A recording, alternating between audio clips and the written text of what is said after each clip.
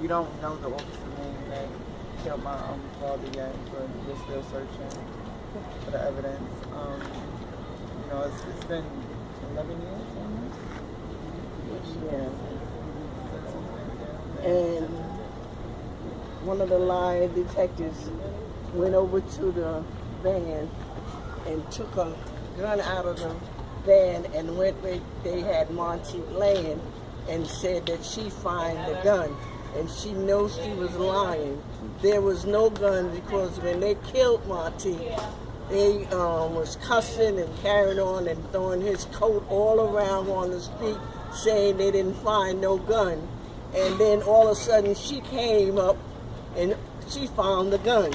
She stooped down and reached in the grass and said, "Oh, I find the gun." And she was lying. And she was a woman detective. And she was right. They don't do nothing but kill us and lie. Let me say also that in the Monteque Smalls case, Monteque was jumping over a fence. He had his hands on the rail when he was shot and killed. And after that, the officers was looking for the weapon. It's an open area. There's nowhere you can hide a gun. It was an open area where he was shot at. And yet it took them, they went around, searched the area looking for a weapon. They found no weapon until maybe almost an hour later. That's right. And a whole hour went by, and then all of a sudden this lady police comes out and she sticks her hand through the grass and pulls out, "I got a gun." But first she walked from where she seen Monty was laying and went to a van, the police van. And then when she got in there, and then she came back, because I followed from my window. Because I can see where he was laying, and I could see her, because the van was parked right there where that bench is. And I could, from my window, I could see her. And in February, there was no trees. It was winter time. So none of them can say it was trees to block my view, because they are lying. Because it was in February, they took that young man's life. Okay. Well, let me say, like I said, I had stopped doing vigils a while back because of the pain that it puts me through. And I'm sure, it puts all of the victims through a lot of pain, when they relive the situation as to what really happened to their loved ones. Innocent people constantly being murdered by the police. But I mean, right now today, I'm a little grateful to the fact that we do have a district attorney who is willing to look into these injustices that's been dealt to us. But it's not just going to be that's we're going to have to rely on. We need to also put ourselves in a position where we need to put an end to this ourselves. We need to organize ourselves or get with an organization who is fighting this injustice. I want to bring up right now a brother he's been in the forefront for the longest since coming into to this organization, and I want to introduce this brother because I love him so much. Norton, come on up here, brother. Okay.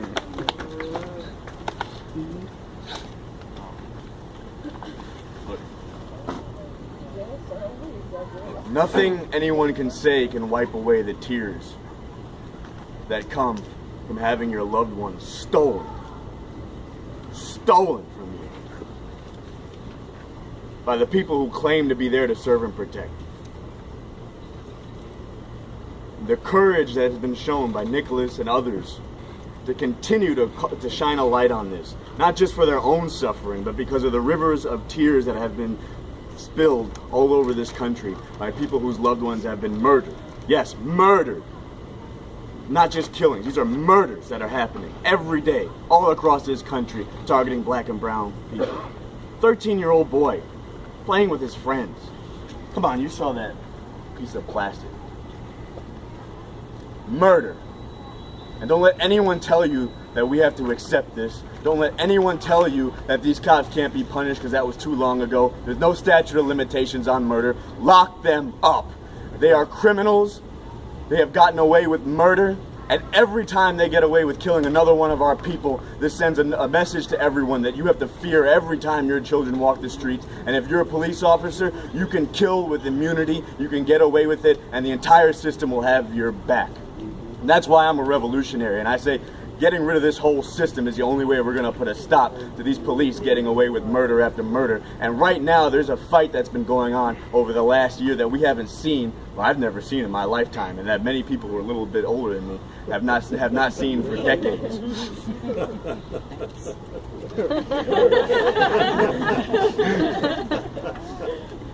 But where this goes is up to us, because people rose up beginning in Ferguson and spreading around the country, and the authorities came back and said, we heard you, you want us to stop. No. This year alone, they've killed over 840 people since January of this year. Over 840 people. They're on pace to break their own records of how many people they kill every year. While they say that, oh, they're having a hard time doing their job because of all the protests, they haven't slowed down one bit killing us. They haven't slowed down one bit going after people protesting police murder all over the country, myself included, facing jail time for calling out the police for what they do and standing up to put a stop to this. In October, in New York, on October 24th, following 2 days of activity, on the 22nd, the National Day of Protest, 20th National Day of Protest. 20 years, people have been pouring into the streets all over the country to call it for an end to this. October 22nd, National Day of Protest. October 23rd, civil disobedience, direct action, shut shit down, to send a message that we are not going to tolerate this anymore. And then on the 24th, national mobilization in New York to flood the streets with tens of thousands of people to say, which side are you on? This is murder. Which side are you on? There's no coloring it over. People can't look away anymore. It's all over the place. The reason we even know that there's over 800 people killing us is because people rose up and were forced to look at what happens in this country of yours.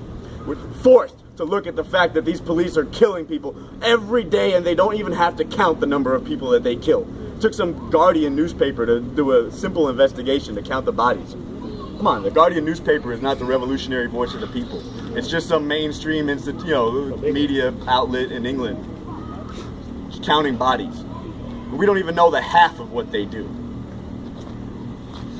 But this is not the way it has to be. And when people rose up, you saw glimmers of backing them up. We see they're all of a sudden reopening the investigation after 11 years into Nicholas Hayward Jr.'s killing. 21. Excuse me?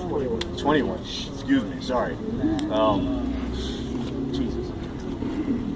In Cleveland, when the video came out of Sam Du Bois being shot in the face after being pulled over by a university cop, the authorities looked at that video and they didn't say, oh, we have to charge these cops because we cannot let them get away with doing this. No, they said, we cannot have another Ferguson. We have to charge these cops. They don't want to stop them from killing us. They want to stop us from rising up and stopping them from killing us. And that's exactly what we have to do. And that is exactly what is being done with Rise Up October. Which side are you on has to be the question everybody has to answer. In every church, synagogue, mosque, at every dinner table, at every family reunion, at every walk in the park, people need to answer, which side are you on? Are you for the people who are covering up and defending the people who carry out this murder? Or are you with the people who are going to act to stop this? And I am on the side that Nicholas is on. I am acting to stop this, and I want everyone to join me in doing everything we can between now and then to make this message as powerful as possible, that it cannot be ignored, because we haven't made our point until these murderers stand exposed before the world, until the people who talk about the homeland of freedom and democracy are exposed for the genocidal maniacs that they are. Mm-hmm.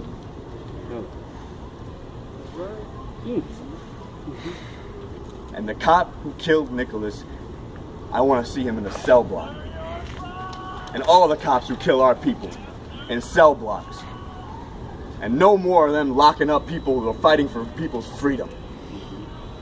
This must stop. This must stop.